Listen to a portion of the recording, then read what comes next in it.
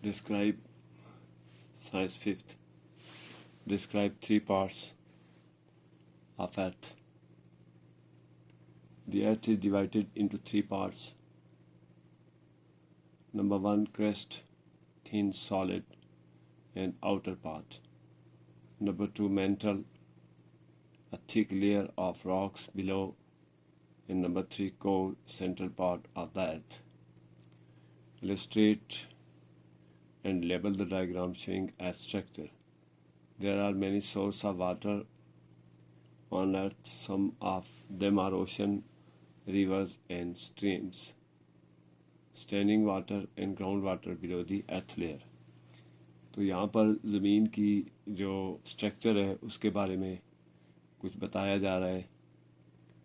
तो सबसे पहले ज़मीन को 3 हिस्सों में तकसीम किया जाता है, यानी इनकी इसकी 3 लेयर हैं, 3 पार्ट्स हैं। सबसे ऊपरी लेयर जो है क्रस्ट कहलाती है, और ये thin, solid and outer part, सबसे ऊपरी तह जिस पर हम रहते हैं, जहाँ पर पौधे उगते हैं, जहाँ पर फसलें काश्त की जाती हैं, इस लेयर को, ये पतली तह है, ज़मीन की सबसे पतली तह है, और ये सॉलिड है, तो इसको क्रस्ट कहते हैं। अब उसके बाद जब क्रस्ट ख़त्म होती है तो वहाँ से दूसरी लेयर शुरू हो जाती है जिसमें चट्टानें हैं उसके नीचे। तो ये थिक लेयर है, यानी उससे थोड़ा मोटी तह है क्रस्ट से। इसमें रॉक्स हैं और दीगर चट्टानें हैं। फिर तीसरी जो सबसे अंदर वाली तह है वो क्रस्ट कहलाती है, कोर कहलाती है। ये सेंट्रल पार्ट ऑफ अर्थ है, और सेंट्रल पार्ट ऑफ अर्थ हम जानते हैं कि इसमें मुख्तलिफ़ किस्म के मादनियात जैसे तेल, गैस और दीगर पिघले हुए मादे जो हैं वो मौजूद हैं, और उसे मैग्मा भी कहते हैं। इसके अलावा यहाँ पे जो है वो यानी गैसें और तेल और ये सारी चीज़ें जो है वो मिक्स हैं, ये पिघली हुई हालत में यहाँ पे इस तह में मौजूद हैं। उसके बाद जो ज़मीन के पानी है, वो ज़मीन पर जो सोर्सेज ऑफ वाटर हैं, तो उनमें सबसे जो बड़ा ज़रिया है वो ओशंस हैं, जिनमें ज़मीन का सबसे ज़्यादा पानी मौजूद है। उसके बाद इसमें रिवर और स्ट्रीम्स आती हैं। स्ट्रीम्स नहीं है, ये स्ट्रीम्स है, STREAMS, स्ट्रीम्स, जिनमें नाले वगैरह हैं, और फिर स्टैंडिंग वाटर है जैसे लेक्स वगैरह हैं, और उसके बाद ground below the earth layer जो है वो नीचे ज़मीन में पानी मौजूद है। तो वो पानी जो हम पीने के लिए, जो ज़मीन ज़ेरे ज़मीन पानी है, वो इस्तेमाल किया जाता है। इसे मीठा पानी भी कहते हैं। Describe the different source of water with example. तो the main source of water is rain, the reverse and seize are also source of water. The glaciers are also the source of water. Underground water is also very important. Define soil and explain its various components. Soil is the upper layer of the crust of the earth. It is a mixture of small pieces of rocks, air, minerals, salts, water, humus and microbes. तो ये जो ज़मीन की तह है उसके बारे में दूसरे सवाल में जिक्र है। पहले में जो सोर्स ऑफ वाटर है, वो कौन से ज़राए हैं जिनसे हमें पानी हासिल होता है। तो सबसे जो मेन सोर्स ऑफ वाटर है वो रेन यानी बारिशें हैं। तो बारिशों का पानी जो है वो फिर दरियाओं के ज़रिए और समुद्रों में जो ये पानी जाकर इकट्ठा होता है। इसके अलावा ग्लेशियर जो वो बर्फ़ के बड़े बड़े तोदे हैं, उनमें वो भी पानी का एक ज़रिया है। जब टेम्परेचर ज़मीन का थोड़ा ज़्यादा होता है तो वो पिघल कर पानी का ज़रिया बनते हैं। इसके अलावा अंडरग्राउंड वाटर है। सबसे जो अहम वाटर है वो अंडरग्राउंड वाटर है, जो हम चश्मों के ज़रिए हम तक पहुंचता है, या जब हम बोर करते हैं या ड्रिल करते हैं तो वहाँ से जो पानी निकाला जाता है, ये सबसे अहम है, और ये मीठा पानी है और इसे हम पीने के लिए इस्तेमाल करते हैं। उसके बाद ज़मीन की, जैसे कि पहले बताया गया, 3 तह। सबसे ऊपर वाली तह को क्रस्ट कहते हैं, और क्रस्ट की जो सबसे ऊपरी तह है उसको सॉइल कहते हैं। सॉइल यानी वो ज़मीन का वो हिस्सा है जिस पर हम फसलें उगाते हैं, और ज़मीन पर पौधे और सब्ज़ा जो है वो इसी तह में मौजूद होता है। इस तह में जो सॉइल है उसमें چھوٹی چھوٹی جو چٹانیں ہیں ان کے ٹکڑے ہیں، اس کے بعد اس میں عوام منرلز ہیں، سالٹس ہیں، نمکیات ہیں، پانی ہے، اور ہومس اینڈ مائکروبس. تو ہومس جو ہے وہ ایک زرخیز مٹی کو ہومس کہتے ہیں، جس میں یہ ساری چیزیں معدنیات موجود ہیں جن کے ذریعے ہم پودے اگاتے ہیں. اور اس کے علاوہ مائکروبز ہیں جو پودوں کو اور دوسری چیزوں کو جو ہے وہ توڑ کر زمین کی زرخیزی کا سبب بنتے ہیں. What are the different types of soil based on their particle size? Explain. The types of soil are based on the mixture of its particles. It has 4 types: clay soil, sandy soil, loam, and humus. What part of earth is covered with water? The 70% of the land is covered with water. It is in the shape of rivers, lakes, seas, and oceans. What are glaciers? Glaciers are the snow mountains. The snow forms many of the years when collect made a glacier. تو سب سے پہلے جو question ہے اس میں particle کے حساب سے، یعنی جو زمین کے جو ذرے ہیں ان کی جو ذرات ہیں ان سے مل کر جو طے ہیں ان کو، یا مٹی کی جو قسمیں ہیں اس کا ذکر کیا گیا ہے. تو سب سے پہلی جو ہے اس میں کلے سوائل ہے، اس کے بعد سینڈی سوائل ہے. سینڈی سوائل جیسا کہ نام سے ظاہر ہے کہ اس میں مٹی میں ریت کے ذرات زیادہ ہیں. اس کے بعد لوم، یعنی یہ جو زرخیز مٹی کی طے ہوتی ہے جس میں مائکروبز اور منرلز وغیرہ ہیں. اور اس کے بعد ہومس. تو یہ 4 جو ہے وہ زمین کی جو سوائل ہے اس کی قسمیں ہیں. سوائل یاد رکھیں کہ زمین کی جو اوپری تہ کرسٹ ہے اور اس کے سب سے اوپر والی تہ کو سوائل کہتے ہیں. اس کے بعد ہماری جو زمین ہے اس کا کتنا فیصد حصہ اس پر پانی ہے. تو زمین کا جو 70% حصہ ہے اس پر پانی موجود ہے،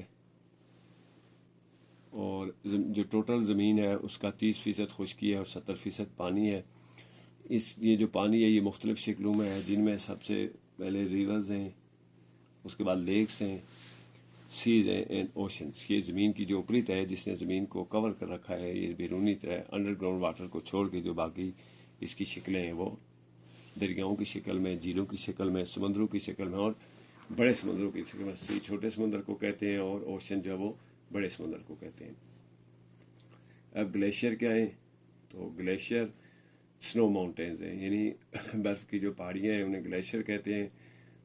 اور جو برف زمین کے اوپر گرتی ہے ٹیمپریچر کم ہونے کی وجہ سے وہ اکٹھی ہوتی رہتی ہے، تو اس سے جو پہاڑیاں بن گئی ہیں یا پہاڑیوں کے اوپر جو برف کی تہ جمی ہوئی ہے اسے گلیشیئر کہتے ہیں. تو یہ جو زمین ہے اس کے اوپر جو برف ہے اس کا اکٹھا ہونا جو ہے وہ اس کو بناتا ہے ماؤنٹینز کو، سنو ماؤنٹینز کو گلیشیئر کہتے ہیں. Define space.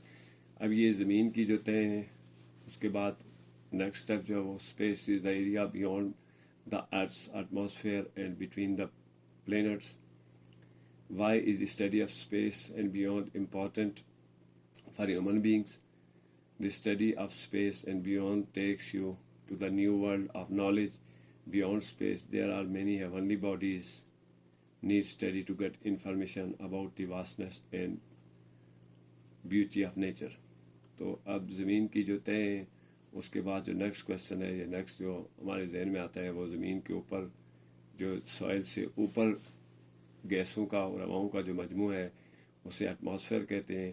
اور ایٹماسفیئر ایک خاص لیمٹ تک جا کے تو یہ جو گیسیں ہیں جو آکسیجن، کاربن ڈائی آکسائڈ اور دیگر نائٹروجن، ہائیڈروجن وغیرہ ہیں، یہ جہاں پر ختم ہو جاتی ہیں وہاں پر ایک ایسا حصہ شروع ہو جاتا ہے جس میں یہ گیسیں موجود نہیں ہیں، تو اسے خلا کہتے ہیں، اسپیس کہتے ہیں.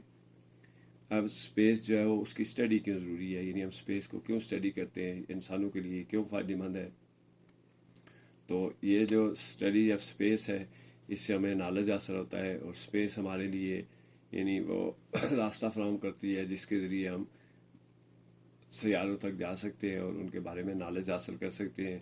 تو اسپیس کرافٹ جو ہے وہ ان کے ذریعے جو اسپیس میں ٹریول کرنے والے جہاز یا اپنے، تو وہ جو ہے ان کو اسپیس کرافٹ کہتے ہیں. تو اسپیس جو ہے اس کا نالج جو ہے اس کے ذریعے ہم پھر ایونلی باڈیز جو ہیں یعنی جو دوسرے دیگر سیارے ہیں تو ان کے بارے میں معلومات حاصل کرتے ہیں، ان کو اسٹڈی کرتے ہیں. اس سے ہمیں اندازہ ہوتا ہے کہ ہماری جو کائنات ہے وہ کتنی وسیع ہے اور جو فطرت میں کس قدر خوبصورتی ہے. تو یہ خوبصورتی جو ہمیں اسٹڈی آف اسپیس سے پتہ چلتی ہے. یعنی اسپیس کے بارے میں، خلا کے بارے میں جب ہم تحقیق کرتے ہیں، جستجو کرتے ہیں، اس کے بارے میں سمجھتے ہیں، تو ہمیں اس سے جو نالج حاصل ہوتا ہے وہ انسانوں کے لیے اور انسانوں کی آبادیاں ہیں ان کے لیے فائدہ مند ہے. What does NASA stands for? Explain its roles in space.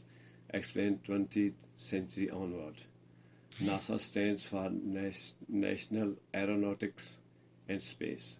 It conducts scientific research and gathers information about space and weather and communication. Define term satellite. Satellite are small objects that revolve around large objects. They can be natural اور and artificial. تو یہ nature نہیں ہے بلکہ natural ہے. NATURAL natural and artificial. How are satellites important in exploration of universe? The satellite, یہاں پہ satellite کی جو اسپیلنگ ہے ٹی ہے SATTELIT. تو یہاں پہ اسپیلنگ جو وہ SCT کچھ اس طرح سے لکھے ہوئے ہیں، تو ان کو اپنے اوپر جو سیٹلائٹ کی ہے اس کے مطابق ان کو درست کر لینا ہے. How satellites are important in the exploration of universe. The satellite carry the tools and technology to the space.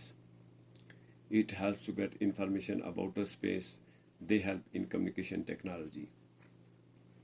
تو ناسا جو ہے وہ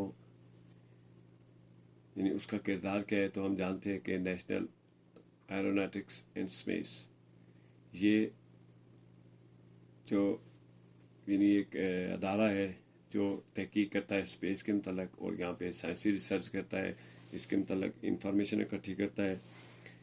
اور اس کے علاوہ موسمیات اور جو ہماری ذرائع مواصلات ہیں، یعنی جو زمین پر رہتے ہوئے ہمارا جو دوسرے ممالک سے رابطہ ہوتا ہے، اور جس کی وجہ سے زمین ایک گلوبل ولیج بن گئی ہے، یعنی ایک ملک سے دوسرے ملک تک ہمارا رابطہ ہوتا ہے، تو اس کے متعلق جو وہ یہ تحقیقات کرتا ہے. اور اس میں جو وہ ایسے سیٹلائٹ تیار کرتا ہے، بھیجتا ہے، جن کے ذریعے ہم کمیونیکیشن کو بہتر بنا سکتے ہیں اور موسم کو سمجھ سکتے ہیں. اب سیٹلائٹ جو ہے وہ چونکہ کوئی بھی چھوٹا جو آبجیکٹ ہے وہ جب بڑے آبجیکٹ کے گرد گردش کرتا ہے تو اسے سیٹلائٹ کہتے ہیں.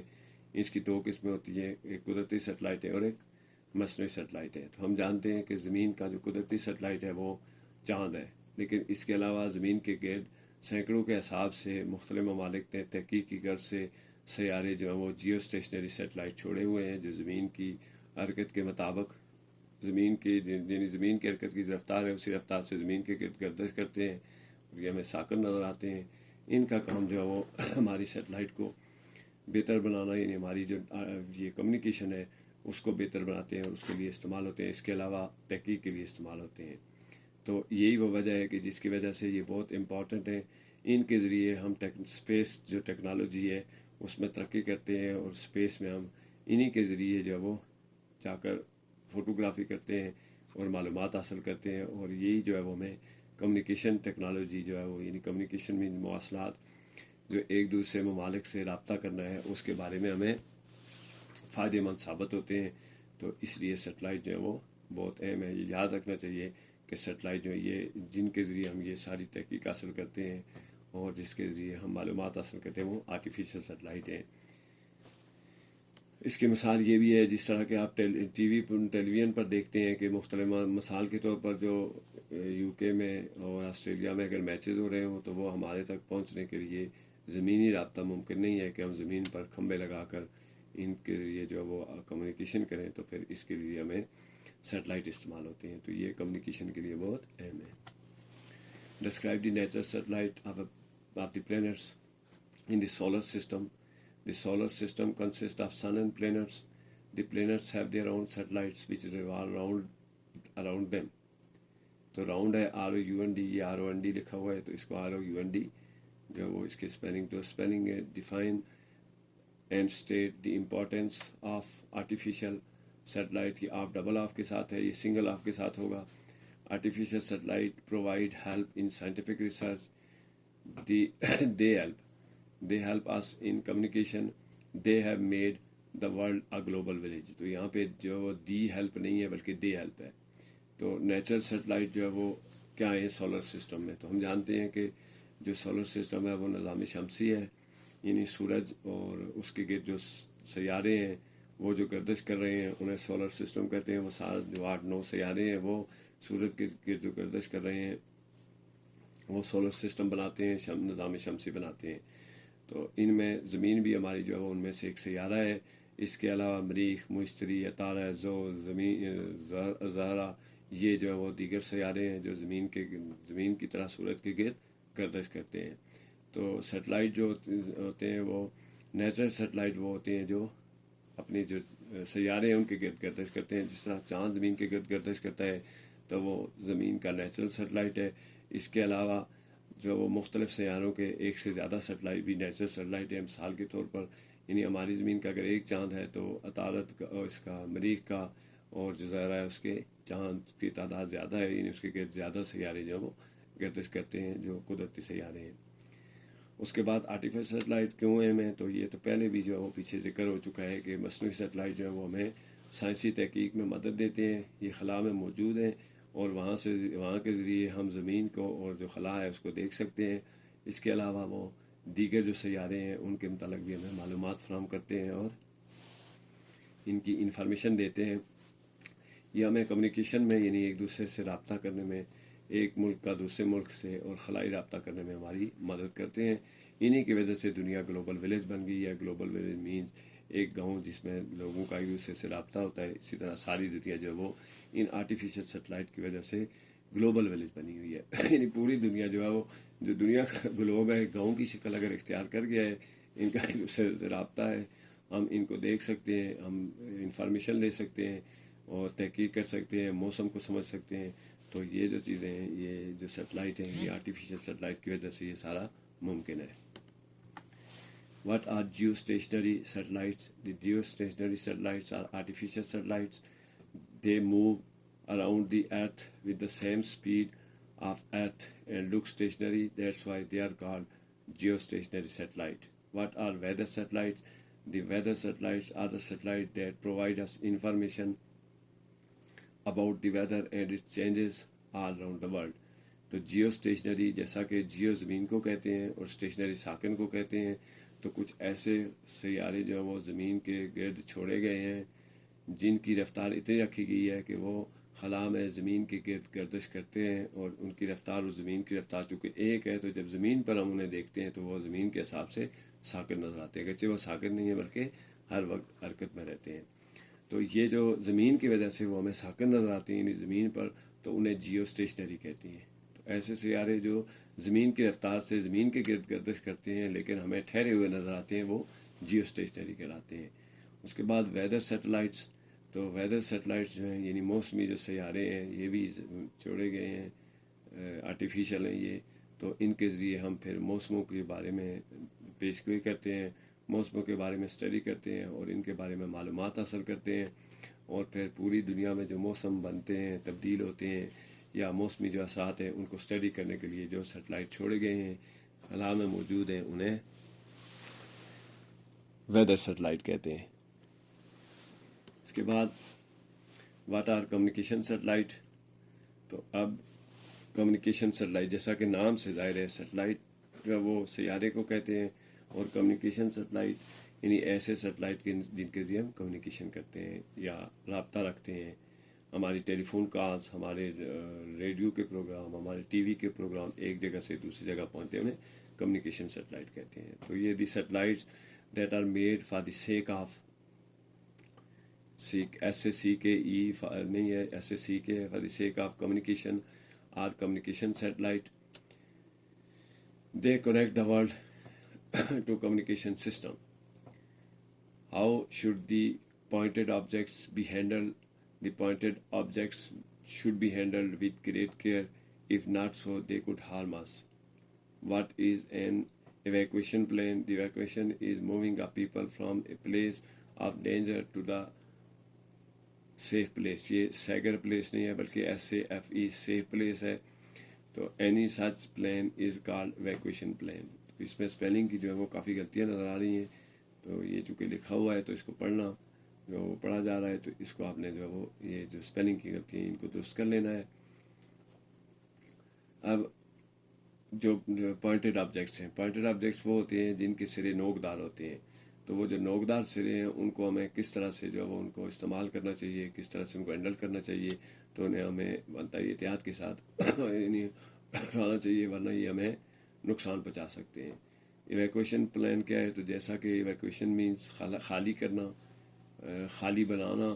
تو لوگوں کا یعنی کچھ ایسے، مثال کے طور پر کسی علاقے میں زلزلے کا خطرہ ہے یا سیلاب کا خطرہ ہے، تو اس کی وجہ سے ہم لوگوں کو جب ایک جگہ سے اٹھا کر سیف پلیس پر لے جاتے ہیں. مثال کے طور پر سیلاب کی صورت میں نشیبی علاقوں سے لوگوں کو بلند مقامات پر بھیجا جاتا ہے. تو وہ جو لوگوں کو یعنی نشیبی علاقے ہیں تو وہاں سے ان کو بلند مقامات پر بھیجنا جو ہے وہ ایویکویشن پلان کہلاتا ہے. یعنی یہ جو منصوبہ بندی اس کے لیے کی جاتی ہے کہ کیسی صورت میں ہم نے اور کن کن حالات میں ہم نے جو لوگوں کو ہے وہ سیف پلیس پہ منتقل کرنا ہے، تو وہ ایویکویشن پلان کہلاتا ہے. یعنی اسے ایویکویشن پلان کہتے ہیں. ایویکویشن مینس خالی کرنا، لوگوں کو محفوظ مقامات پر منتقل کرنا، جو خطرے والے علاقے ان کو خالی کرنا. What is a plumb line used for? Plumb line جو ہے وہ کس لیے استعمال ہوتی ہے؟ It is weight suspended with a string. Plumb line is used to install the flag poles vertically. What is the advantage of using LED lights? LED lights are made of light emitting diode. They are used as lights. They are energy saving technology based. تو TECH technology ہے، تو TECH لکھا ہوا ہے تو اس کو TECHNOLOGY لکھا جائے. What is a spirit level? Spirit level is glass tube filled with spirit. They are used to tell that surface is perfectly straight. تو یہاں پہ 3 چیزوں کا جو ذکر کیا گیا ہے جو سائنسی کے حوالے سے بڑی اہمیت رکھتی ہیں. پلوم لائن جو ہے وہ ایک رسی یا ڈوری کے ساتھ بندھا ہوا ایک ویٹ ہوتا ہے. تو اسے مستریوں کی زبان میں سال بھی کہتے ہیں. جو آپ نے دیکھا ہوگا کہ جب وہ اس کو دروازہ یا کھڑکی یا دیوار کی جو سیدھائی یعنی بالکل جو ہے وہ اس کی عموداً چیک کرتے ہیں کہ دیوار بالکل سیدھی نیچے سے اوپر کی طرف جا رہی ہے، تو اس کے لیے جو آلہ استعمال ہوتا ہے اسے پلم لائن کہتے ہیں. تو یہ جو ورٹیکلی جو پول لگانے ہوتے ہیں یا فلیگ لگانے ہوتے ہیں یا دیواریں بنانی ہوتی ہیں بلڈنگز کو، جو ورٹیکلی اسٹریٹ کرنا ہوتا ہے تو اس کے لیے وہ پلم لائن استعمال ہوتی ہے. اب LED لائٹ بڑی اہم ایجاد ہے سائنس کی. ہم جانتے ہیں کہ پہلے جو ہے وہ جو روشنی کے لیے پہلے بلب تھے ان میں انرجی زیادہ خرچ ہوتی تھی. اس کی جو ٹیکنالوجی ہے اس میں استعمال ہونے والے ایلیمنٹ کو ریپلیس کرنے کے لیے پھر لائٹ ایمیٹنگ ڈائیوڈ، یہ جو ہے وہ LED کا جو پورا نام ہے یہ لائٹ ایمیٹنگ ڈائیوڈ ہے. تو اس سے LED بنتا ہے. تو یہ نئی ٹیکنالوجی جو ہے وہ لائی گئی تھی انرجی کو سیو کرنے کے لیے اور اس کی کنزمپشن کو کم کرنے کے لیے، اس کے خرچ کو کم کرنے کے لیے. تو یہ بطور لائٹ استعمال ہوتے ہیں اور یہ جو وہ انرجی سیونگ ٹیکنالوجی ہے جس سے ہم بجلی کی اور انرجی کی بچت کر سکتے ہیں. اب پلوم لائن کے ساتھ ایک اور اسپرٹ لیول ہوتا ہے، اور اسپرٹ لیول جو glass tube filled with spirit ہوتی ہے. یعنی ایک گلاس جو شیشے کا ایک چھوٹی سی ٹیوب ہوتی ہے اس میں اسپرٹ بھرا ہوتا ہے. تو یہ ہمیں بتاتی ہے کہ کون سی سطح جو ہے وہ زمین کی وہ بالکل سیدھی ہے. تو لیول کرنے کے لیے استعمال ہوتا ہے. اسے جو مستری یا ان کی زبان میں لیول بھی کہتے ہیں. جو آپ نے دیکھا ہوگا کہ ایک لکڑی کا یا کسی لوہے کا یا بنا ہوتا ہے اس میں چھوٹی چھوٹی لوہے کی جو شیشے کی ٹیوب ہوتی ہیں اور ان میں پانی کی شکل میں اسپرٹ بھرا ہوا ہوتا ہے. تو یہ جو ہے وہ لیول جو ہوتا ہے جس کے ذریعے ہم لیول چیک کرتے ہیں کسی چیز کا، زمین کا یا کسی دیگر سطحوں کا، تو اسے اسپرٹ لیول کہتے ہیں اور وہ اس جو سیدھائی ہے اس کو چیک کرنے کے لیے استعمال ہوتا ہے. اس کے بعد انگلش ہے کلاس 5. تو the children know that they should eat home made, یہ موم میڈ لکھا ہوا ہے یا ہوم ہے HOME home made food, but they still like fast food. Why? The children like fast food as it is more tasty, it is easy to take, it is ready made and eat it. It has less benefits but still it is a tasty and like all over the world. تو یہاں پہ یہ جو question ہے کہ لوگ بچوں کو پتہ ہے کہ جو گھر کی بنی ہوئی چیزیں ہوتی ہیں ہوم میڈ وہ زیادہ فائدہ مند ہے، اس کے باوجود وہ فاسٹ فوڈ کو کیوں پسند کرتے ہیں. تو فاسٹ فوڈ جو آپ نے دیکھا ہوگا برگر وغیرہ یا دیگر جو ہیں جو اشیاء بنی ہوتی ہیں جو بازار میں ہمیں ملتی ہیں اور جنہیں ہم لے کر یعنی ان کو کوک کرنے کے لیے پکانے کے لیے ہمیں محنت نہیں کرنی پڑتی ہے، اور ان کا ذائقہ بھی جو ہے وہ یعنی ہمارے مزاج کے مطابق جس طرح کی ہمیں چیز چاہیے ہوتی ہے، مثلاً زیادہ جو ہے وہ اگر مرچ مسالے والی چیز چاہیے یا کام، تو اس کے مطابق جو ٹیسٹ ہوتا ہے ان کا بنایا جاتا ہے۔ یہ چونکہ بنے بنائے ہوتے ہیں، ان پہ ہمیں محنت نہیں کرنی پڑتی ہے اور ان کو ہم لے کر فوری طور پر کھا سکتے ہیں، تو انہیں جو ہے یہ اس لیے پسند کیے جاتے ہیں۔ ان کا فائدہ اگرچہ کم ہے لیکن یہ ذائقے دار ہوتے ہیں تو پوری دنیا میں پسند کیے جاتے ہیں۔ Why is homemade food is better than fast food? Give example. Homemade food is better with clean material. It is clean and healthy.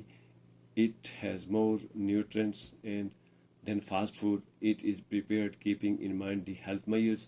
تو اب جو ہوم میڈ ہے وہ فاسٹ فوڈ سے کیوں بہتر ہے؟ گھر کی بنی ہوئی چیزیں، گھر کے پکے ہوئے کھانے فاسٹ فوڈ جو ہے یہ بازاروں میں بننے والے کھانے جو ہیں ان سے کیوں بہتر ہوتے ہیں؟ تو اس کی وجہ یہ ہے کہ یہ صاف ستھرے بنائے جاتے ہیں۔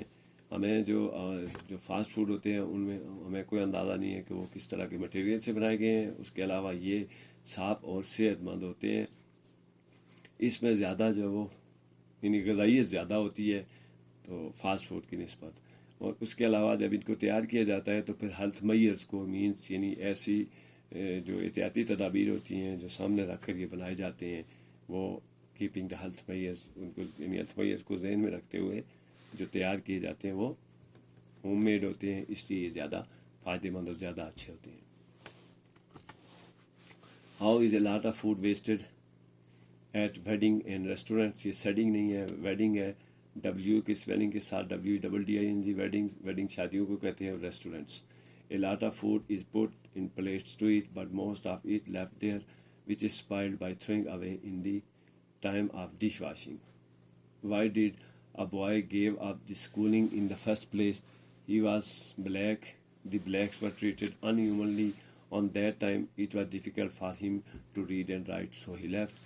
تو یہاں پہ جو ہے وہ یعنی شادیوں پر اور جو شادی بیاہ اور اس کی دیگر جو تقریبات ہیں ان میں کھانے بڑی مقدار میں ضائع ہوتے ہیں۔ تو جیسے پہلے بتائیے ویڈنگ ہے، سیڈنگ نہیں ہے، W سے لکھا جائے گا، تو ہوٹلوں میں بہت سا کھانا ضائع ہوتا ہے۔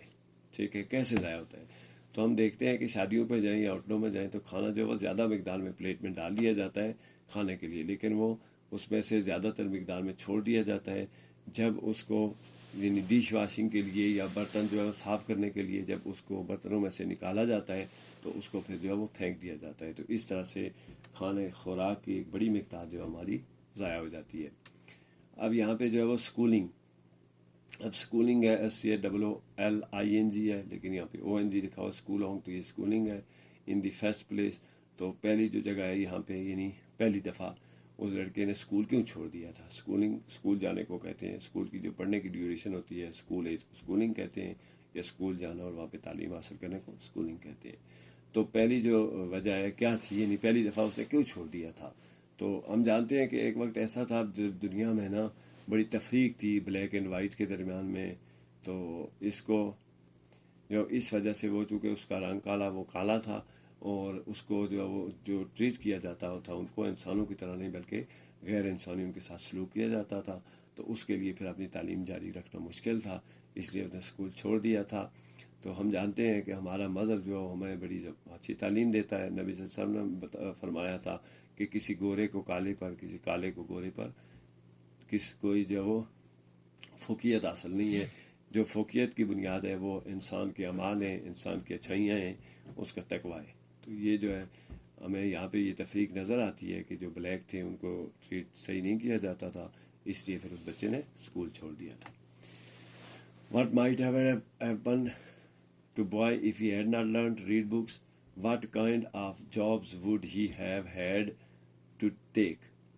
If he had not legible, he had to work as leader and job that are very tough one.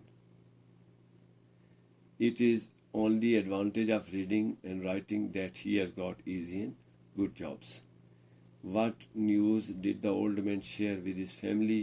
The old man shared the news that he has left everything, sold everything, and new want to live with them in space.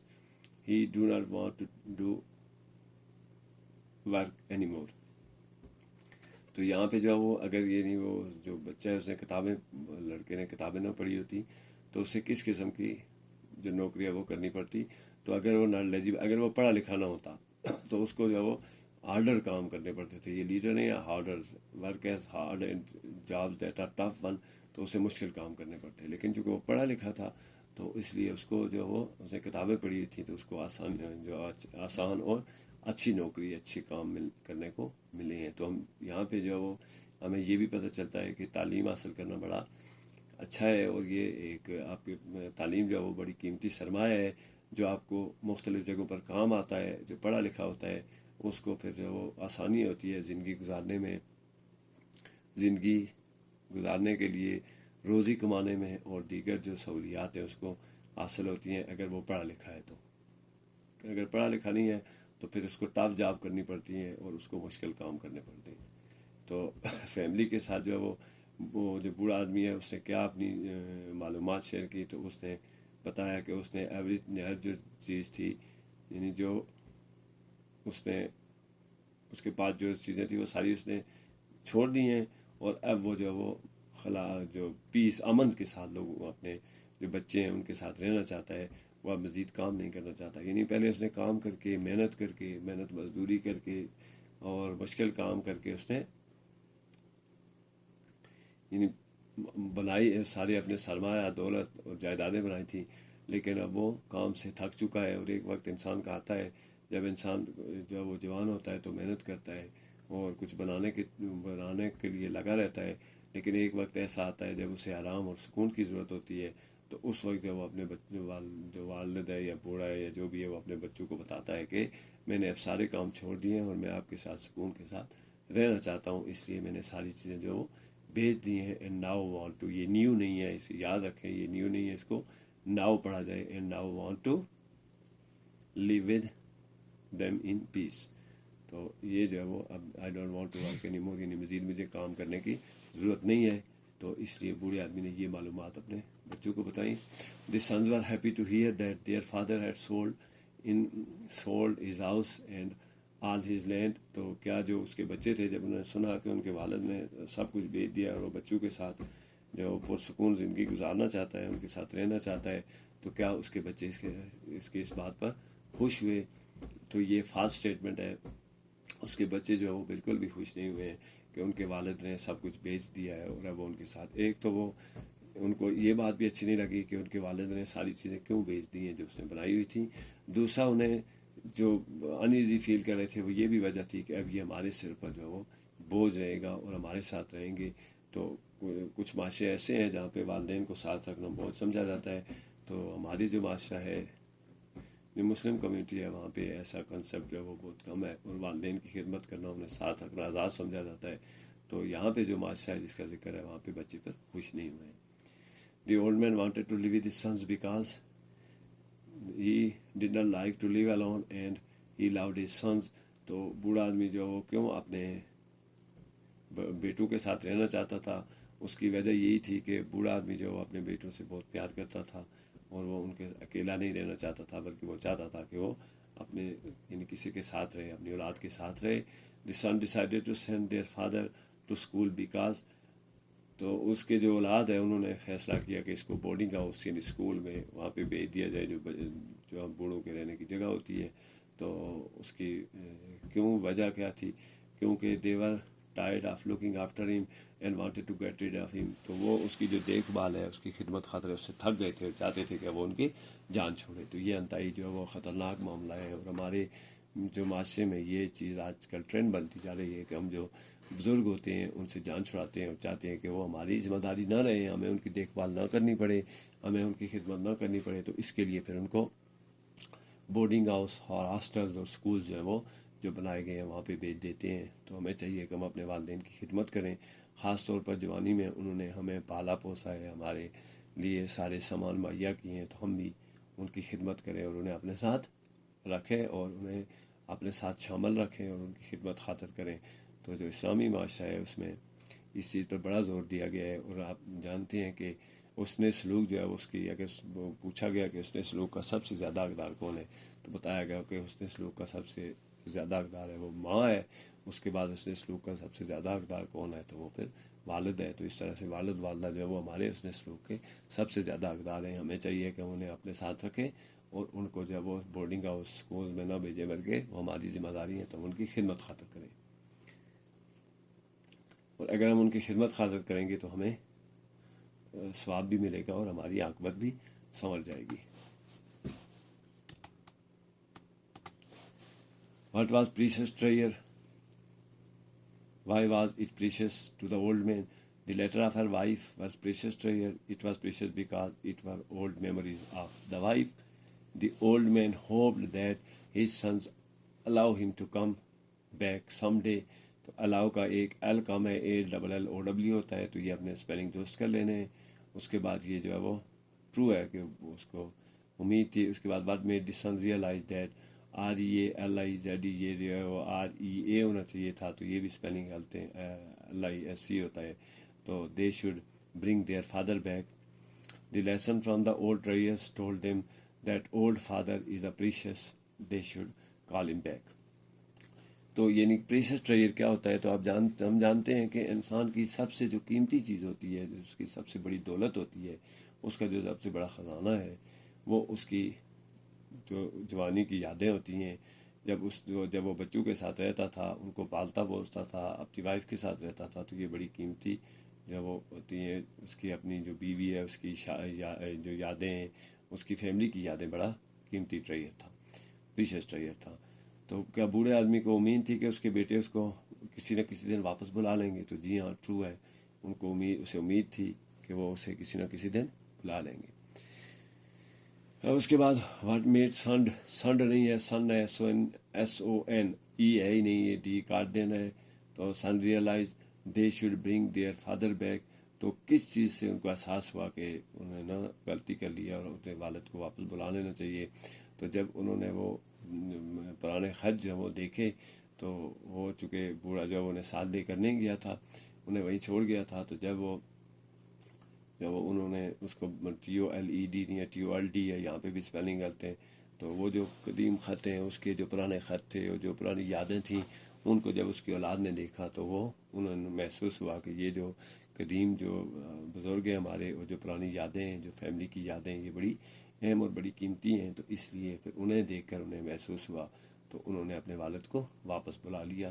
تو یہ جو ہے وہ ہمیں یاد رکھنا چاہیے کہ جو ہمارے والدین ہوتے ہیں وہ ہماری خدمت کی سب سے زیادہ حقدار ہوتے ہیں۔ ایون کہ یہاں تک کہا جاتا ہے کہ والد اور والدہ کو اپنے بیٹے کی چیز کی استعمال کرنے کے لیے اس کی اجازت کی ضرورت نہیں ہوتی، وہ جب چاہیں جہاں چاہیں اس کی چیز کو استعمال کر سکتے ہیں۔ ٹھیک، اس کی نسبت بڑا اہم قیمتی رشتہ جو ہے وہ وائف کا ہوتا ہے، لیکن اسے اجازت لے کر چیزیں استعمال کرنی پڑتی ہیں، استعمال کرنی چاہیے، لیکن والدین کو اجازت ہے۔ تو اس طرح سے والدین جو ہمارا بڑا پریشس ٹریجر ہے، ہمارا قیمتی خزانہ ہے، ہمیں ان کا خیال رکھنا چاہیے، ان کی دیکھ بھال کرنی چاہیے۔ Why do you think the old man did not take the precious treasure with him? The old man did not took the precious treasure with him because he know that after seeing it, his son will realize the facts. Which of the cruelest thing to do? Give reason for your choice. تو یہاں پہ جو spelling کی تو بہت سی غلطیاں ہیں، مثلاً کولسٹ تھنگ ہے، جی نہیں ہے، OT لکھا ہوا ہے، TO2 ہونا چاہیے، اور give reason for your choice ہے، فار یو چوائس نہیں ہے۔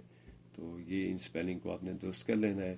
تو the cruellest thing to do is to face old people to do things that they do not want to mistreat them and complain about parents' habits.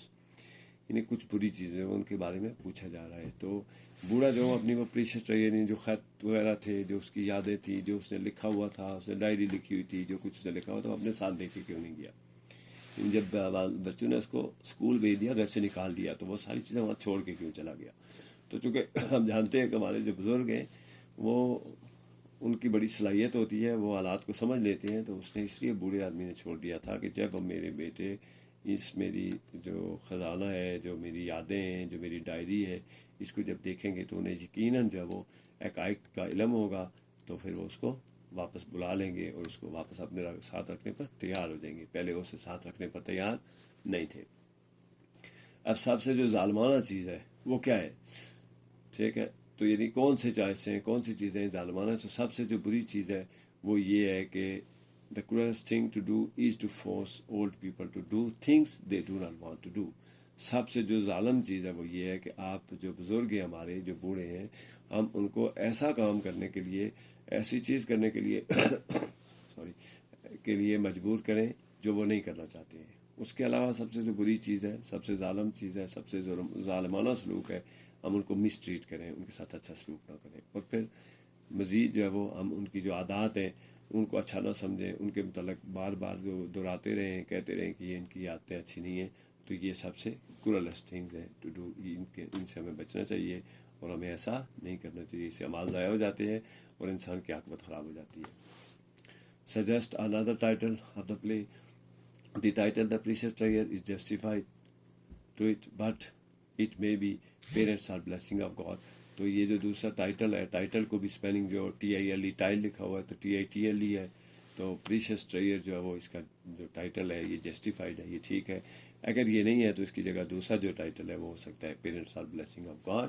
تو ہم خدا کی جو بڑی نعمتیں والدین کا موجودگی ہمارے لیے بڑی نعمت ہے، تو یہ اس کا ٹائٹل ہو سکتا ہے. Write a few lines about Gilgit Baltistan. Gilgit Baltistan has beautiful natural resources and scenery. It has high mountains.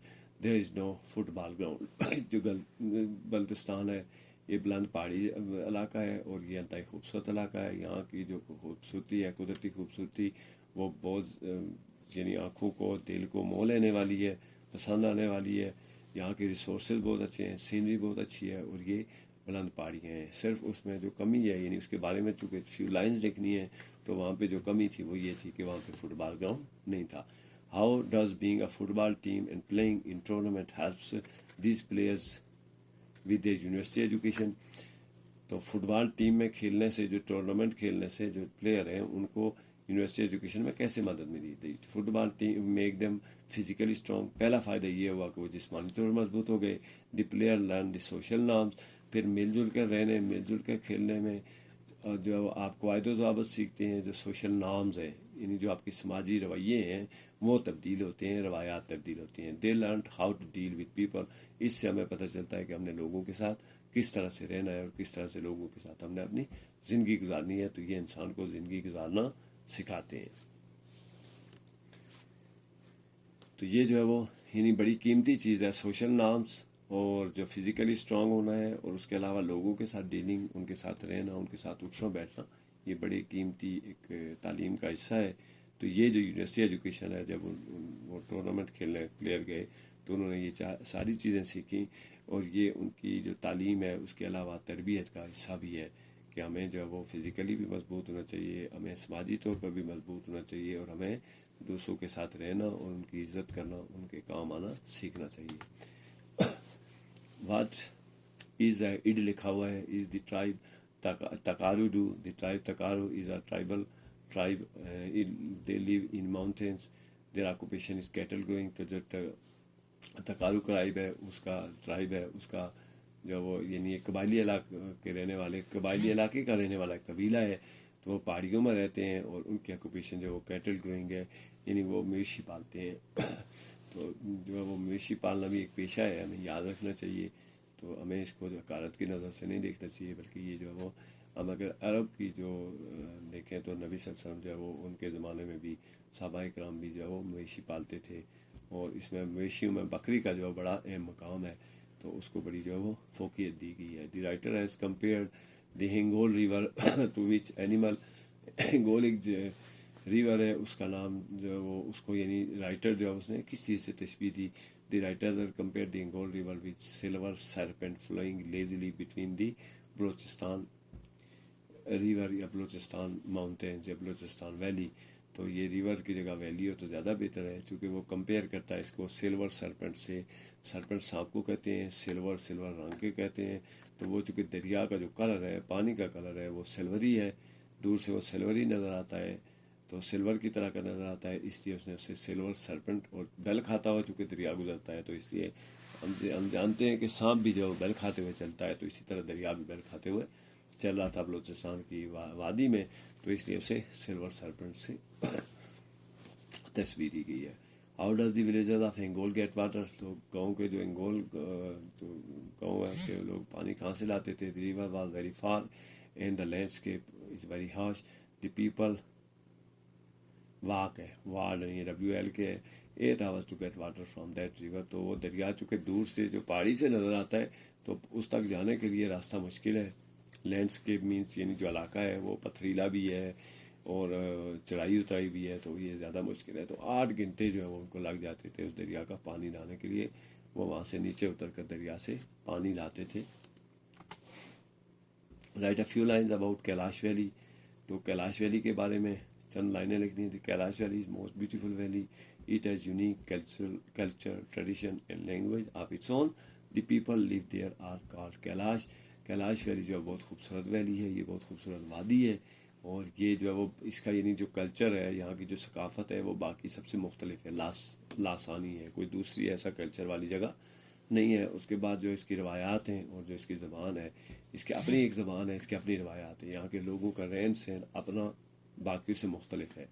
تو یہاں کے جو کیلاش ویلی ہے، یہاں کے رہنے والے لوگوں کو کیلاش کہتے ہیں. جس طرح یعنی کسی بھی وادی میں رہنے والے یا کسی جگہ پر رہنے والی جگہ کے مناسبت سے ان کو نام رکھے جاتے ہیں، تو اسی طرح کیلاش ویلی جو ہے وہ وہاں پہ رہنے والے ہیں، ان کا نام جو ہے وہ کیلاش رکھا گیا تھا.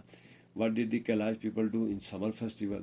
تو جب سمر کا آتا ہے، سیزن آتا ہے، تو اس وقت وہ ایک تہوار منعقد ہوتا ہے، اسے سمر فیسٹیول کہتے ہیں. تو وہ کیا کرتے تھے اس وقت لوگ؟ In summer festival called Uchal the Kalash people thank nature for the harvest they have received, as it is the time of reaping crops. تو جب رائپنگ کراپس کی اسپیلنگ غلط ہیں تو RIP ہے. جب فصلیں پک جاتی ہیں، جب فصلیں کاٹنے کا وقت آتا ہے، تو اس وقت کیلاش لوگ جو ہے وہ ایک فیسٹیول، سمر فیسٹیول منعقد کرتے ہیں.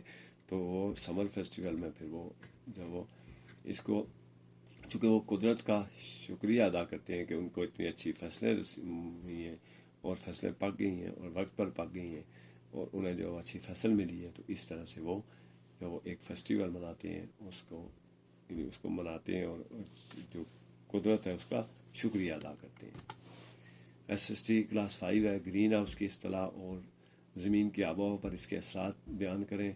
تو گرین ہاؤس فضا میں الٹرا وائلٹ شعاؤں کے جمع ہونے اور ان کے سبب پیدا ہونے والی گرمی کو گرین ہاؤس کہتے ہیں. اس سے زمین کو درجہ حرارت زمین کا درجہ حرارت لکھا ہوا ہے، کو غلط ہے، کا درجہ حرارت بڑھ رہا ہے اور زندگی متاثر ہو رہی ہے. گلوبل وارمنگ اور ماحولیاتی تبدیلی کے انسانی زندگی پر اثرات بتائیں. تو گلوبل وارمنگ اور ماحولیاتی تبدیلی سے انسانی زندگی متاثر ہو رہی ہے. گلیشیئر کے پگھلنے سے سمندر زمینی رقبے کو نگل رہے ہیں، موسموں میں شدت آ رہی ہے جو کہ مضر صحت ہے. گرین ہاؤس جو ہے وہ ہم جانتے ہیں کہ جو سورج کی شعاعیں الٹرا وائلٹ وہ زمین پر آ کر جب واپس لوٹتی ہیں تو زمین کے اوپر اگر کاربن ڈائی آکسائڈ CFCs کی تہ جم جائے تو وہ ان کو واپس جانے سے روک لیتی ہیں، جس کی وجہ سے درجہ حرارت بڑھ جاتا ہے. تو اس کو گرین ہاؤس کہتے ہیں. گرین ہاؤس کا لفظ جو ہے آپ نے اس میں جہاں پہ پودے اگائے جاتے ہیں وہاں پہ آپ نے دیکھا ہوگا کہ پلاسٹک کی شیٹ لگا کر جو وہ شیڈ ٹائپ بنائے جاتے ہیں، وہاں پہ پودے اگائے جاتے ہیں. تو ان کا بھی فنکشن یہی ہے کہ جو سورج کی گرمی زمین جو سورج کی روشنی جب اس گرین ہاؤس میں داخل ہوتی ہے تو پھر واپس نہیں جا سکتی، اور اس لیے وہ پھر اس جگہ کو گرم رکھتی ہے. وہاں پہ بیج پودے وغیرہ جو وہ اچھے پیدا ہوتے ہیں. لیکن چونکہ زمین کا جب گرین ہاؤس جو ہے وہ زمین میں گرین ہاؤس افیکٹ جو ہو رہا ہے اس سے زمین کا درجہ حرارت بڑھ رہا ہے، تو درجہ حرارت بڑھنے سے پھر انسانی زندگی متاثر ہوتی ہے، گرمی زیادہ ہو جاتی ہے. اب گرمی زیادہ ہونے کو گرین ہاؤس کو جو ہے وہ گلوبل وارمنگ بھی کہا جاتا ہے، اور اس سے پھر ماحولیاتی تبدیلیاں ہوتی ہیں، وہ ان کے پھر زندگی پر اثرات کے ہیں. تو گلوبل وارمنگ جو ہے وہ زمین کا گرین ہاؤس کی وجہ سے گرم ہو جانا گلوبل وارمنگ کہلاتا ہے. گلوب زمین پورے خطۂ زمین کو گلوب سے ظاہر کیا جاتا ہے، گلوب کہا جاتا ہے اس کا گرم ہو جانا، یعنی پوری زمینی جو ماحول ہے اس کا تبدیل ہو جانا اور ٹیمپریچر کا نارمل سے زیادہ ہو جانا گلوبل وارمنگ کہلاتا ہے. اس کا نقصان یہ ہوتا ہے کہ جب گلوبل وارمنگ ہوتی ہے، زمین کا درجہ حرارت بڑھتا ہے، تو جو گلیشیئر ہیں وہ پگھلنے لگتے ہیں، جس کی وجہ سے پانی زیادہ مقدار میں زمین پہ جو پانی آتا ہے، اور پانی جو ہے وہ پانی جب سمندروں کی سطح بلند ہوتی ہے پھر جو اس کے ساحلی علاقے ہیں وہ پانی میں ڈوب جاتے ہیں. اس طرح زمین کا رقبہ جو ہے وہ لوگوں کی رہائشی مکانات پہ لوگوں کو وہ جگہ چھوڑنی پڑتی ہیں. تو موسموں میں جو شدت آتی ہے اس سے پھر مضر صحت اثرات ہوتے ہیں. اس سے جو زیادہ گرمی ہے یا زیادہ سردی ہے، دونوں صورتوں میں انسانی زندگی کے لیے مضر ہے. تو گلوبل وارمنگ سے ہمیں یہ نقصان ہو رہا ہے کہ ہماری زمین جو ہے وہ کم ہوتی جا رہی ہے، سمندروں میں پانی زیادہ ہوتا جا رہا ہے، اور جو موسموں کی شدت ہے اس کی وجہ سے ہماری صحت پر نقصان دہ اثرات مرتب ہوتے ہیں. قدرتی آفات کی چند اقسام کی فہرست بنائیں اور ان کے ہونے کی وجہ بیان کریں. قدرتی آفات کی فہرست طویل ہے، مگر سیلاب، زلزلے، سائیکلون اور قحط اہم قدرتی آفات ہیں. ان کی وجہ گلوبل وارمنگ اور موسمی تبدیلیاں ہیں. آلودگی بھی ان کا بڑا سبب ہے. قدرتی آفات کی تباہیوں کو کم کرنے کے لیے تجاویز پیش کریں. قدرتی آفات کی تباہیوں کو کم کرنے کے لیے درخت لگائے جائیں، زلزلہ پروف گھر بنائے جائیں، خوراک کو ذخیرہ کرنے کے لیے اقدامات کیے جائیں، ان کی پیشگی اطلاع اور پیش بندی کے لیے اقدامات کیے جائیں. تو قدرتی آفات جو ہیں وہ یعنی بہت سی ہیں. تو مثال کے طور پر کسی علاقے میں جو ٹڈیاں ہیں وہ جب حملہ کر دیتی ہیں اور فصلیں تباہ کر دیتی ہیں تو وہ بھی قدرتی آفات ہیں. کسی علاقے میں جیسے آج کل ڈینگی مچھر ہے تو یہ بھی قدرتی آفات میں آتا ہے. اس کے علاوہ جو مزید کوئی وبا ہے تو وہ قدرتی آفات ہوتی ہیں، جیسے کرونا تھا. لیکن یہ تو بڑی طویل فہرست ہے، اور اگر ہم ازل سے دیکھتے ہیں تو یہ بہت سی ایسی چیزیں ہیں جن میں جو وہ تعاون ہو گیا، اور اس طرح کی وبائیں جو ہیں وہ پھر خناق جیسی بیماریاں، تو انہوں نے ہزاروں لوگوں کو نگل لیا. لیکن جو بڑی جو بار بار آنے والے ہیں ان میں سیلاب ہے، زلزلے ہیں، سائیکلون اور قحط ہے. تو سیلاب ہمیں پتہ ہے پانی کا جو وہ آبادیوں میں آ جانا سیلاب کہلاتا ہے. زلزلے زمین کا لرز جانا اور مکانوں کا اور بلڈنگز کا تباہ ہو جانا زلزلے ہے. سائیکلون جو ہے وہ جب یعنی گول چکر میں چلتی ہیں تو اس کی وجہ سے موسم پر جو وہ خطرناک اثرات ہوتے ہیں وہ سائیکلون کہلاتے ہیں. قحط جو ہے وہ اگر بارشیں نہ ہوں اور فصلیں خشکی کی وجہ سے تباہ ہو جائیں تو قحط کہلاتی ہیں. تو یہ جو بڑی قدرتی آفات ہیں، اور ان کی وجہ سب سے پہلے گلوبل وارمنگ ہے اور موسمی تبدیلی ہے. اس کے علاوہ جو آلودگی ہے، ہم جانتے ہیں گلوبل وارمنگ کی وجہ بھی کاربن ڈائی آکسائڈ کا جو وہ اوزون لیئر کا پتلا ہو جانا اور کاربن ڈائی آکسائڈ کی تہ بننا جو الٹرا وائلٹ شعاؤں کو یعنی سورج کی شعاؤں کو واپس نہیں جانے دیتا ہے. تو اس سے یہ اس کی وجہ آلودگی ہے. تو قدرتی آفات کی تباہیوں کو کم کرنے کے لیے ہمیں کیا کرنا چاہیے؟ اگر ہم سیلاب سے بچنا چاہتے ہیں، آلودگی کم کرنا چاہتے ہیں تو ہمیں درخت لگانے چاہیے. اس سے ہمیں آکسیجن ملے گی. زلزلہ پروف گھر بنانے چاہیے. خوراک جو ہے وہ اس کو مناسب ذخیرہ کرنے کا بندوبست ہونا چاہیے. ایسے اقدامات کیے جانے چاہیے کہ زمین جو خوراک جو ہے وہ محفوظ کی جا سکے. پھر زلزلے اور یہ جو سیلاب ہیں ان کی پیشگی اطلاع کی بندوبست ہونا چاہیے، یعنی پہلے سے موسمیات اور اس کی وجہ سے پیشگوئی کی جا سکے کہ سیلاب آنے والے ہیں یا زلزلے آنے والے ہیں. پھر اسی حساب سے جو ایسی اقدامات کیے جانے چاہیے تاکہ لوگوں کی زندگیاں جو وہ محفوظ ہو سکے اور نقصان کم سے کم ہو. تو اس طرح سے ہم قدرتی آفات جو ہیں ان کی تباہیوں کو کم کر سکتے ہیں، درخت لگا کر، گھروں کو محفوظ بنا کر، خوراک محفوظ کر کے اور پیشگی اطلاع پیش بندی کر کے ان قدرتی آفات سے بچا جا سکتا ہے. شدید زلزلے یا سیلاب کی صورت میں احتیاطی تدابیر بیان کریں. سیلاب کی صورت میں بجلی کے آلات بند کر دینا چاہیے اور بلند مقامات پر چلے جانا چاہیے. اگر شدید زلزلہ کا سامنا ہو تو کسی میز کرسی یا مضبوط شے کے نیچے پناہ لینی چاہیے. آبادی کی شرح نمو اور آبادی کی گنجانی کی تعریف کریں. آبادی کی شرح نمو سے مراد وہ اضافہ ہے جو ایک خاص مدت کے دوران کسی مقام کی آبادی میں واقع ہوتا ہے. کسی جگہ کی آبادی کی گنجانی بتاتی ہے کہ علاقہ کتنا پرہجوم ہے. کسی علاقے کی آبادی کو رقبے پر تقسیم کر کے آبادی کی گنجانی معلوم کی جا سکتی ہے. اب یہاں پہ جو احتیاطی تدابیر ہیں، یعنی اگر سیلاب آ جاتا ہے تو آپ نے کیا کرنا ہے؟ تو سیلاب کو یعنی پانی جو ہے وہ کہیں بھی بھر جائے تو سب سے پہلے ہمیں بجلی کے آلات بند کر دینے چاہیے اور خود وہ جگہ چھوڑ دینی چاہیے اور کسی ایسی جگہ پر چلے جانا چاہیے جہاں پر وہ پانی نہ پہنچ سکے. چونکہ پانی جو ہے وہ اس کی بڑی طاقت ہوتی ہے، وہ ہر چیز کو بہا کر لے جاتا ہے. تو ہمیں سب سے پہلے اپنی لائف کو سیو کرنا چاہیے. اس کے بعد جو ہماری اشیاء ہیں وہ انسان اگر بچ جائیں تو یہ ساری چیزیں دوبارہ بنائی جا سکتی ہیں.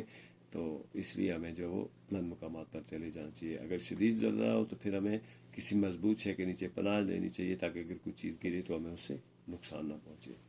اب آبادی کی شرح نمو یعنی آبادی کس حساب سے بڑھ رہی ہے اور آبادی کی گنجانی کی تعریف کریں. تو شرح نمو جو ہے یعنی برتھ ریٹ یہ کیا ہے؟ تو کسی علاقے میں نا جو آبادی ہے وہ کس رفتار سے بڑھ رہی ہے، کس تناسب سے بڑھ رہی ہے، وہ شرح نمو کہلاتی ہے.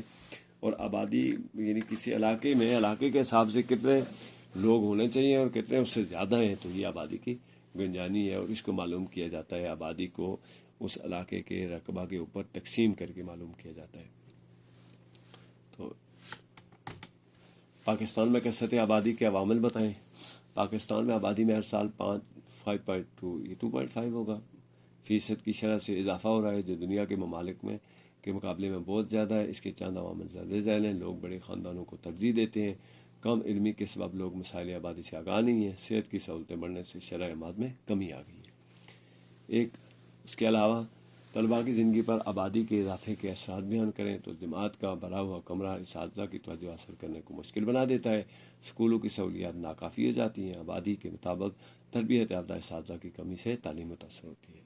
تو اگر کسی علاقے میں یعنی پاکستان میں جو آبادی ہے وہ اس کی وجہ کیا ہے، تو پاکستان کی جو آبادی ہے اس کی جو وجوہات ہے، عوامل ہیں، سب سے بڑا جو عمل ہے، جو بڑی وجہ ہے وہ یہ ہے کہ لوگ یعنی زیادہ بیٹوں کو اور ان کو ترجیح دیتے ہیں، بڑے خاندان کو ترجیح دیتے ہیں، اور بیٹے جو ہے وہ ان کی زیادہ بیٹوں کو بیٹیوں کی نسبت بیٹوں کو ترجیح دی جاتی ہے، تو اس وجہ سے جو ہے آبادی بڑھ رہی ہے۔ دوسرا کم علمی ہے، اور لوگوں کو یہ محسوس نہیں ہوتا، ان کو پتہ نہیں چلتا ہے کہ جب ہماری آبادی کسی گھر کی آبادی جو ہے وہ زیادہ ہوگی تو پھر اس کے بعد کون سے مسائل ہوں گے۔ تو ہم جانتے ہیں کہ اس کے بعد خوراک، کھانا پینا، رہائش، دیگر مسائل پیدا ہوتے ہیں، تو ان سے آگاہی ضروری ہے۔ اس کے علاوہ جو کہ صحت کی سہولتیں بڑھ گئی ہیں تو شرح اموات میں کمی آ گئی ہے۔ صحت کی سہولتیں زیادہ ہوں تو پھر موت جو مرنے والے افراد ہیں ان کی تعداد کم، اور پیدا ہونے والے جو افراد ہیں ان کی تعداد زیادہ ہوتی ہے۔ تو اس وجہ سے جو ہے وہ یہ نہیں کچھ عوامل ہیں جس کی وجہ سے پاکستان کی آبادی تیزی سے بڑھ رہی ہے۔ اب طلباء کی زندگی پر کیا اثرات ہوتے ہیں، تو ہم جانتے ہیں آبادی زیادہ ہو تو اگر اسکول میں بچوں کی تعداد زیادہ ہو، اساتذہ کی تعداد کم ہوتی ہے، تو اس حساب سے پھر جو پڑھائی متاثر ہوتی ہے، سہولیات ناکافی ہو جاتی ہیں، بلڈنگ ناکافی ہو جاتی ہے۔ جو آبادی جو زیادہ ہو تو اس کے مطابق تربیت یافتہ جو اساتذہ ہیں ان کی کمی جو ہے تعلیم کو متاثر کرتی ہے۔ یعنی آبادی کے تناسب سے پھر ہمیں تعلیم یافتہ اور تربیت یافتہ لوگوں کی بھی ضرورت ہوتی ہے، اور اسی حساب سے ہمیں جیسا کہ ہم نے پہلے بھی پڑھا ہے اشیاء اور خدمات کا تناسب رکھنا پڑتا ہے۔ تو اگر آبادی زیادہ ہو تو اشیاء کی بھی زیادہ ضرورت پڑتی ہے اور خدمات کی بھی زیادہ ضرورت پڑتی ہے۔ تو اس طرح سے طلباء کی جو زندگی ہے وہ اس طرح سے متاثر ہوتی ہے۔ اس کے علاوہ آپ چھٹی کے اوقات میں بسوں میں، گاڑیوں میں رش بن جاتا ہے، لوگوں کو بہت دیر تک گاڑیاں کوئی نہیں ملتی ہیں، ایک جگہ سے دوسری جگہ جانا مشکل ہو جاتا ہے، جو روڈیں ہیں ان سڑکیں ہیں ان پہ ہجوم بن جاتا ہے، ٹریفک جو ہے وہ رک جاتی ہے، وقت ضائع ہوتا ہے۔ تو یہ جو ہے وہ آبادی میں اضافے سے طلباء کی زندگی جو ہے وہ اس طرح سے متاثر ہوتی ہے، طلباء پہ یہ اثرات مرتب ہوتے ہیں۔ اشیاء و خدمات کی اس طرح کی تعریف کریں، معیشت میں ان چیزوں کو جو ہماری ضروریات پوری کرتی ہیں اشیاء کہلاتی ہیں، جبکہ معیشت میں افراد کا کام کرنے کو خدمات کہا جاتا ہے۔ افراد کے کا لکھا ہوا ہے، اس کے آگے میم بھی ہے، کام کرنے کو۔ پیدا کنندگان اور صارفین کا کردار بیان کریں۔ جو لوگ اشیاء اور خدمات کی پیداوار کرتے ہیں پیدا کنندگان کہلاتے ہیں، اور جو لوگ ان اشیاء اور خدمات کو خریدتے ہیں صارفین کہلاتے ہیں۔ اب اشیاء کے ہیں تو معیشت کی جو زبان ہے اس میں ہماری زندگی کو پوری کرنے کے لیے جو ضروریات ہیں وہ اشیاء ہیں۔ مثال کے طور پر ہمیں رہنے کے لیے گھر چاہیے تو گھر ایک شے ہے، ہمیں پڑھنے کے لیے اسکول چاہیے، اس میں ڈیسک چاہیے تو یہ اشیاء ہیں، ہمیں سفر کرنے کے لیے گاڑیاں چاہیے تو یہ اشیاء ہیں۔ اب جبکہ معیشت میں افراد کے کام کرنے کو خدمات کہتے ہیں۔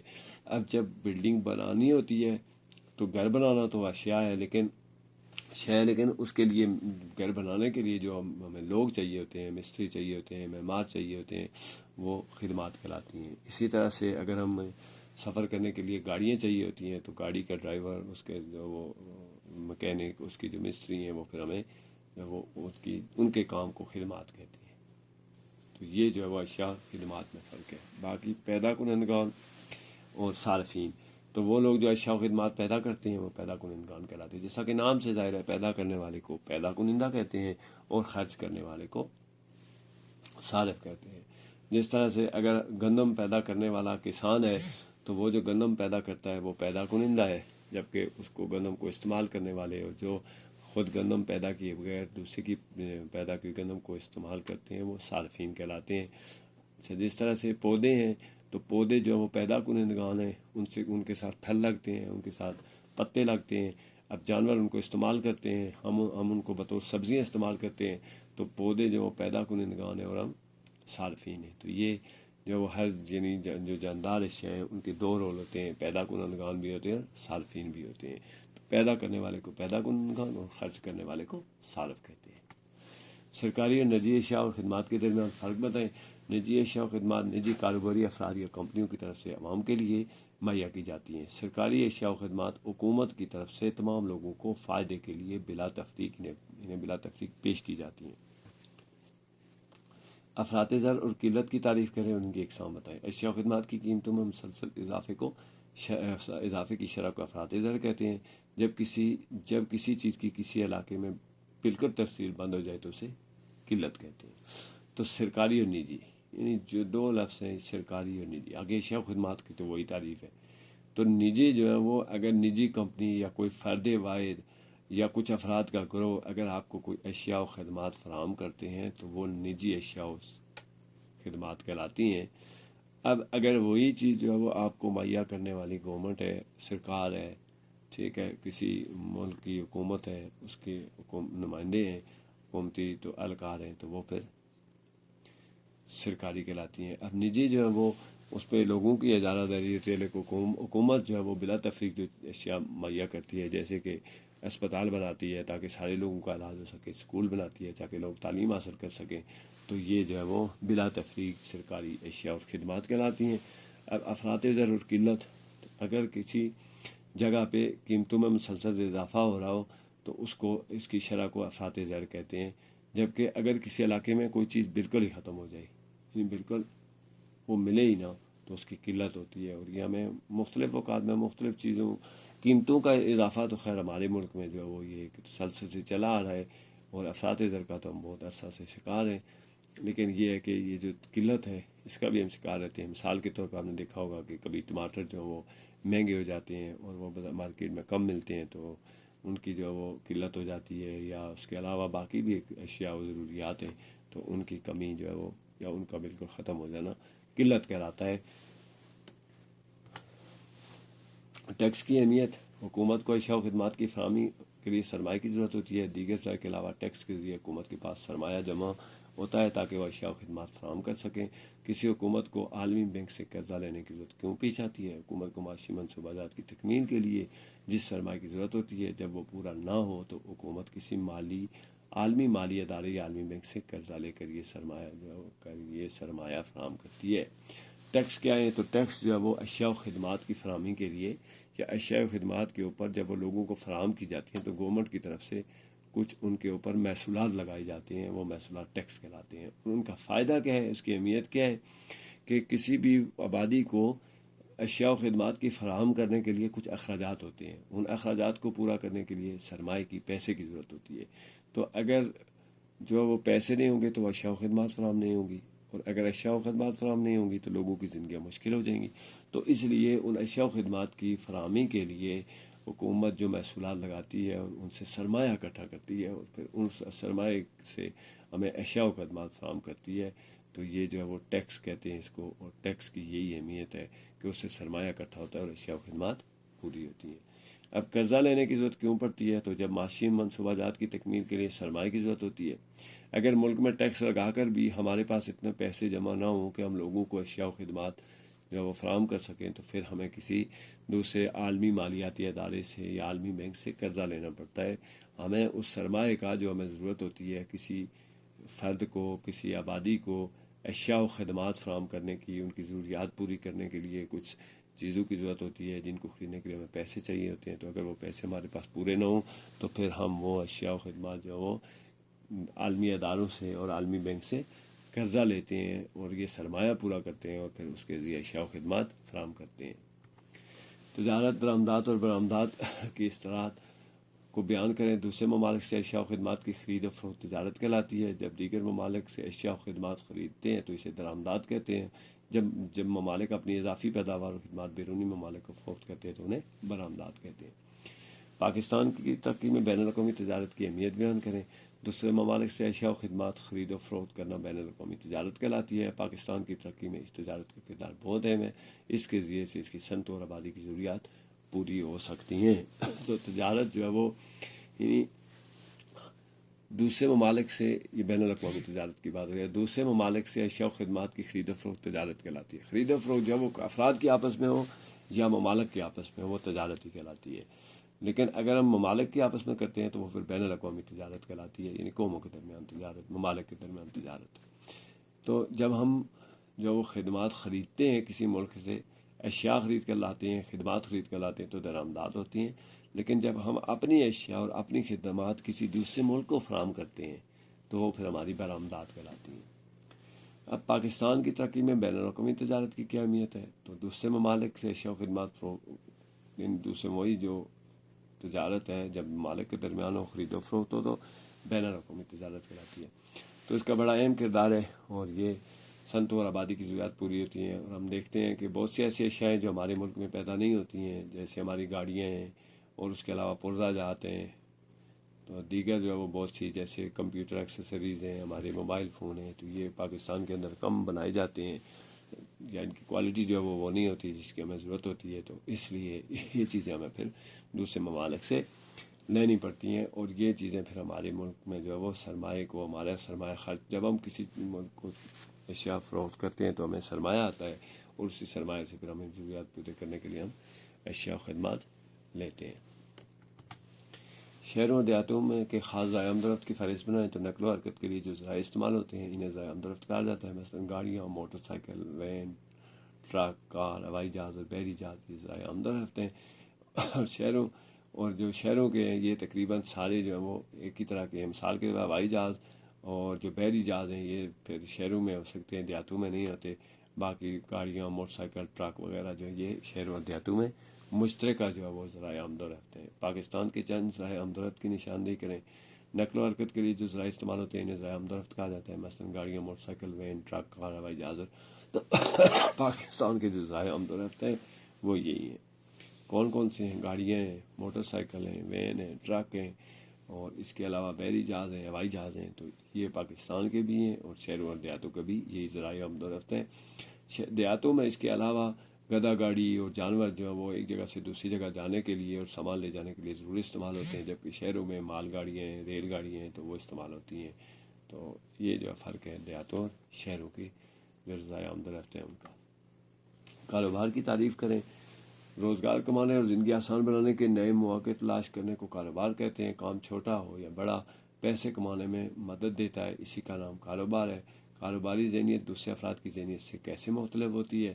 تو سوچ ہی لوگوں کو خطرات مول لے کر نئے انداز میں کام کرنے کے قابل بناتی ہے. اسی سوچ کو جو انسانوں کو نئے کاروبار کے قابل بناتی ہے کاروباری ذہنیت کہلاتی ہے. تو روزگار جو ہے وہ کمانے کے لیے، زندگی گزارنے کے لیے، پیسہ کمانے کے لیے، اشیاء و خدمات خریدنے اور فروخت کرنے کے لیے جو طریقہ کار اختیار کیا جاتا ہے اسے کاروبار کہتے ہیں. چھوٹا ہو یا بڑا ہو، اس سے ہمیں یعنی مدد دیتا ہے. تو اگر ہمیں پیسے کمانے میں مدد دیتا ہے تو کاروبار کہلاتا ہے. اب کاروباری ذہنیت کیا ہوتی ہے؟ تو ہم یہ جانتے ہیں کہ کاروبار میں سرمایہ لگتا ہے، اور اس کے علاوہ جو ہے وہ ہمیں ذہنی طور پر، جسمانی طور پر اس میں کام کرنا پڑتا ہے، خطرات مول لینے پڑتے ہیں. تو کچھ لوگ ایسے ہوتے ہیں جو اس طرح کے خطرات مول لیتے ہیں، وہ کاروباری ذہنیت کے لوگ کہلاتے ہیں. اب آپ نے دیکھا ہوگا بہت سے لوگ ایسے ہوتے ہیں جو کاروبار کی نسبت نوکری کرنے کو پسند کرتے ہیں، تو وہاں پہ سرمایہ کم لگتا ہے، خطرات کم ہوتے ہیں، دوسروں کے جو ہے وہ یعنی ذمہ ہوتے ہیں یہ ساری چیزیں. تو اگر وہ چیزیں کوئی فرد اپنے ذمہ لے اور اپنے ذہن کے مطابق خطرات مول لے اور نئے انداز میں کام کرے، نئے مواقع فراہم کرے پیسے کمانے کے، تو وہ پھر ایسے لوگوں کی ذہنیت کاروباری ذہنیت کہلاتی ہے. کاروبار کے متعلق رویوں کی فہرست بنائیں. کاروبار کے متعلق اہم رویے: نمبر 1 قوت فیصلہ ہے، تخلیقی صلاحیت، خود اعتمادی، جذبہ، خود احتسابی، اعلیٰ کاروباری اخلاقیات. پاکستان سمیت 6 ملکوں کی کرنسی کی فہرست بنائیں. پاکستانی روپیہ ہے، یہ بیا لکھا روپیہ نہیں ہے، روپیہ ہے. امریکی ڈالر ہے، برطانوی پاؤنڈ ہے، سعودی ریال ہے، قطری دینار ہے، بنگالی ٹکا ہے. ہم آج کے دور میں لین دین کے لیے پیسے کی کون سی قسم استعمال کرتے ہیں؟